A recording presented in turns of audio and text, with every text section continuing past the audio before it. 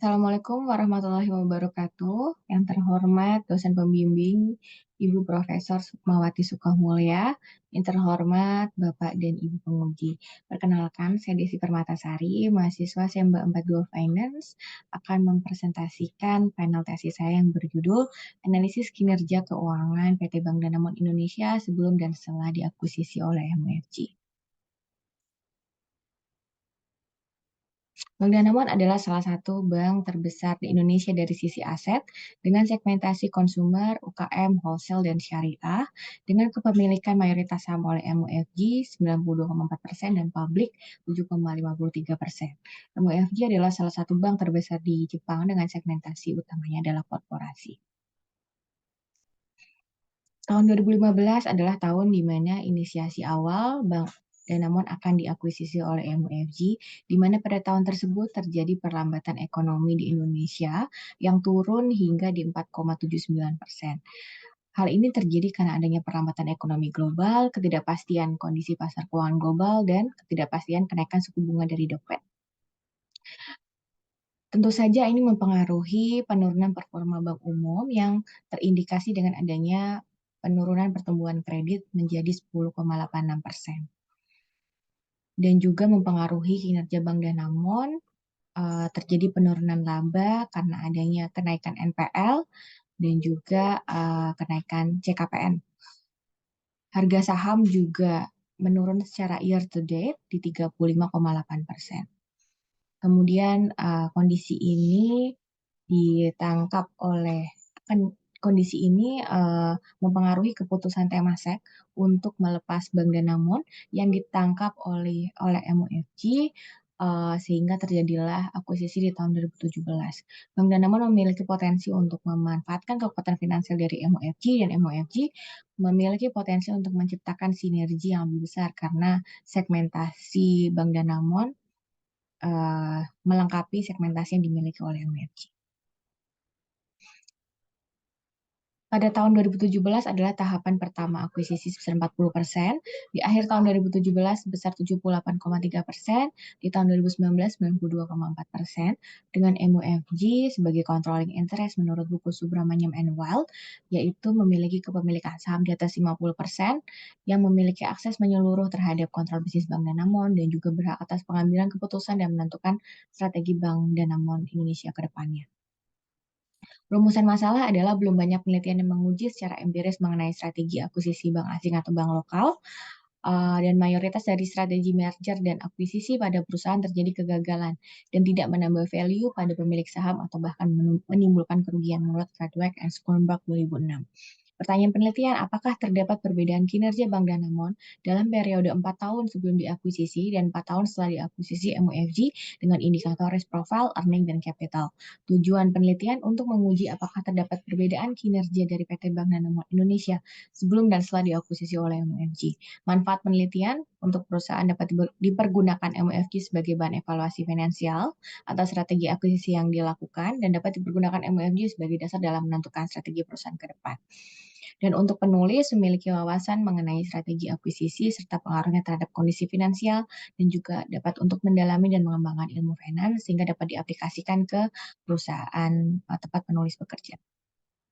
Akuisisi adalah pilihan strategis yang banyak dipergunakan untuk memperkuat posisi pasar perusahaan menurut Popovich and Liu 2014, dan tujuan akuisisi menurut buku Thomson menciptakan operasi yang lebih hemat biaya dan juga dalam kegiatan administratif, dapat mengurangi biaya supply chain, memperluas cakupan geografis perusahaan, dan meningkatkan daya tawar dengan pemasok atau pembeli perusahaan. Kemudian indikator kinerja keuangan perbankan dapat dilihat dari tingkat kesehatan bank, di mana yang terbaru adalah menggunakan metode pendekatan risk-based rating, yaitu RGSC, yang menggantikan CAMELS yang telah dicabut sebelumnya di tahun 2004. Faktor-faktor yang mencakup RGSC adalah risk profile, di mana indikatornya adalah NPL dan LDR, good corporate governance. Di sini dilakukan self-assessment dari perusahaan masing-masing sehingga datanya bersifat tertutup dan kita tidak melakukan assessment atas KCG. Kemudian earnings, ada ROA, ROE, dan NIM. Capital, ada capital adequacy ratio. Dengan matriks RGSC menurut SEBI, terdapat indikator dari tidak sehat menjadi sehat. Kemudian metode penelitiannya dilakukan secara kuantitatif dengan sumber data laporan keuangan sebelum diakuisisi secara kuartal dan data laporan keuangan setelah diakuisisi secara kuartalan. Kemudian data-data tersebut dianalisis menggunakan metode RGEC. Kemudian hasilnya dilakukan uji deskriptif dan uji hipotesis menggunakan uji Wilcoxon-Sainz test. Ini adalah hasil penelitian menurut RGEC dan saya tambahkan mengenai tren CAGR annual growth. Untuk RGEC sebelum dan setelah akuisisi dari NPL masuk dalam kategori sehat, sedangkan menurut CAGR terjadi perbaikan NPL setelah diakuisisi. Untuk LDR sebelum dan setelah diakuisisi dalam analisa RGEC masuk dalam kategori cukup sehat. Setelah diakuisisi ada shifting di tahun 2020 dan 2021 menjadi sehat. Dan secara CAGR terjadi peningkatan performa likuiditas. Kemudian untuk return on asset untuk sebelum akuisisi RGEC masuk dalam kategori yang cukup beragam dari kurang sehat menjadi sehat dan setelah akuisisi juga cukup beragam. Nah, dan secara tren CAGR terjadi penurunan performa ROA. Untuk ROE tren yang cukup mirip dengan ROA dengan kondisi RGEC yang cukup beragam dan terjadi penurunan performa ROE. Untuk net interest margin sebelum dan setelah akuisisi RGEC masuk dalam kategori sangat sehat dan tren net interest margin secara CAGR itu equal. Jadi ekuivalen antara sebelum dan setelah diakuisisi. Capital adequacy ratio sebelum dan setelah diakuisisi masuk dalam kategori sangat sehat dan secara tren CAGR kondisinya ekuivalen.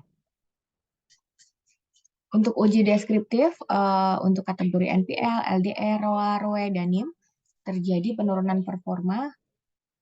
Kemudian untuk capital adequacy ratio terjadi peningkatan NIM yang mengindikasikan adanya peningkatan performa kapital. Kemudian sebelum dilakukan uji Wilcoxon-Sainz test, dilakukan uji normalitas, yaitu kita menggunakan Shapiro-Wilk karena datanya kurang dari 50 dan didapatkan hasil untuk NPL, LDR, ROA, ROE, dan KAL, HO tidak didukung dan kesimpulannya data tidak terdistribusi normal. Sedangkan NIM data terdistribusi normal, namun karena mayoritas tidak normal, maka menggunakan Wilcoxon-Sainz test. Untuk uji Wilcoxon-Sainz test, untuk indikator NPL, LDR, ROA, ROE, dan NIM itu tidak terdapat perbedaan sebelum dan setelah diakuisisi. Hanya KAR yang hasil uji statistiknya HO didukung dan terdapat perbedaan sebelum dan setelah diakuisisi. Pembahasan penelitian untuk NPL, terjadi kenaikan NPL sebelum diakuisisi yang terjadi karena adanya faktor internal seperti proses dan prosedur kredit. Hal ini juga telah diteliti oleh Suhartina 2016. Bank Danamon mengalami penurunan BOPO juga di tahun 2016, yaitu dari 83,37% menjadi 77,25%. Hal ini sejalan dengan penelitian yang dilakukan oleh Putra Mada dan Denny bahwa BOPO menunjukkan pengaruh positif terhadap kenaikan NPL. Selain itu, faktor pandemi COVID di tahun 2019 menjadi salah satu penyebab tingginya nilai NPL di tahun tersebut. Untuk LDR, penurunan LDR menandakan peningkatan likuiditas. Hal ini terjadi karena peningkatan masyarakat yang melakukan pinjaman di bank karena adanya sentimen positif setelah diakuisisi.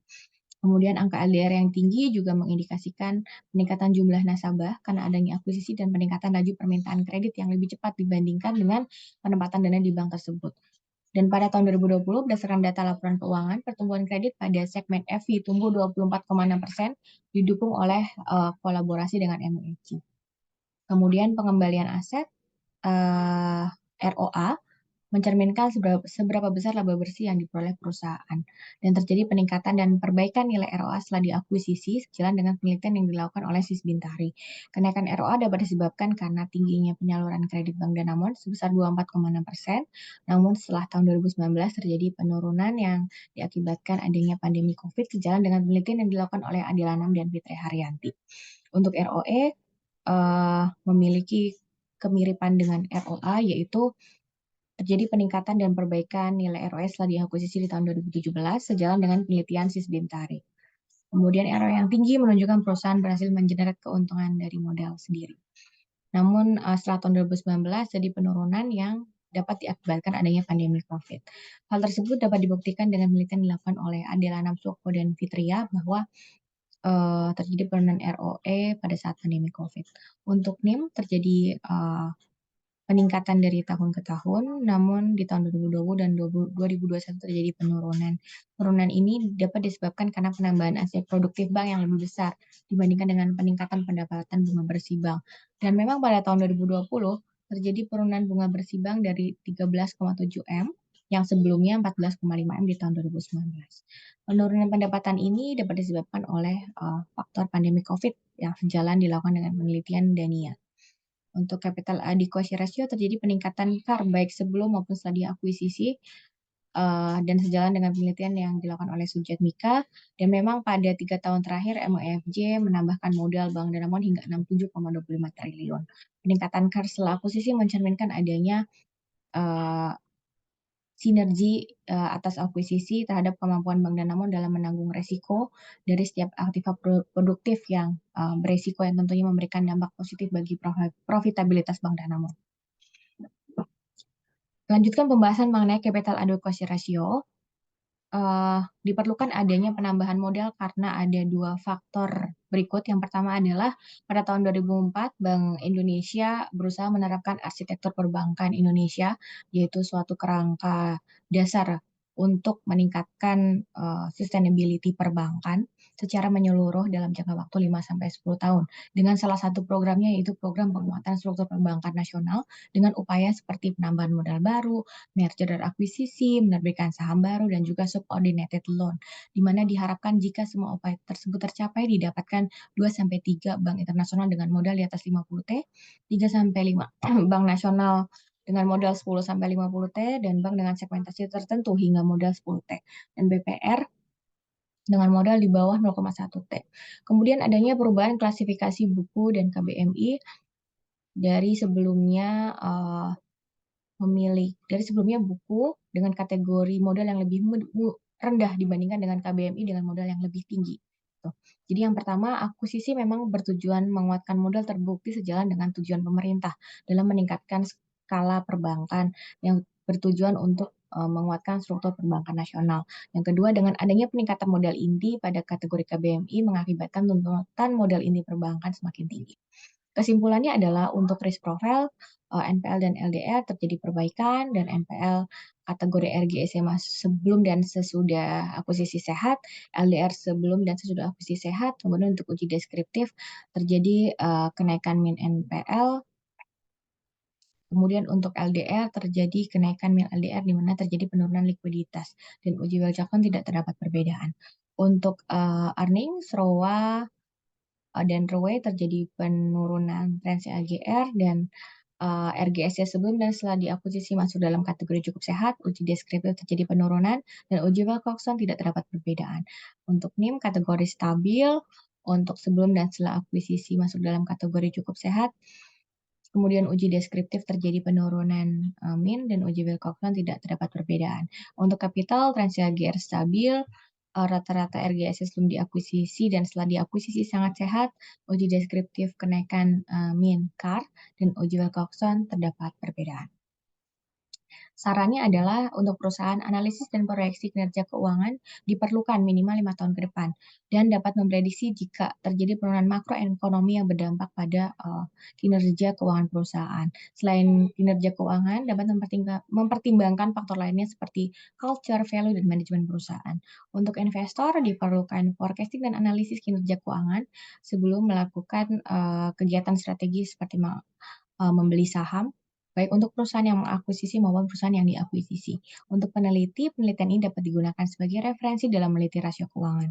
Dengan metode lainnya yang mengindikasikan kinerja keuangan, peneliti juga dapat menambah periode penelitian yang lebih luas, sehingga tidak terdapat faktor-faktor yang mempengaruhi hasil dan kinerja keuangan perusahaan tersebut. Demikian hasil final tesis yang bisa saya sampaikan. Terima kasih. Assalamualaikum warahmatullahi wabarakatuh.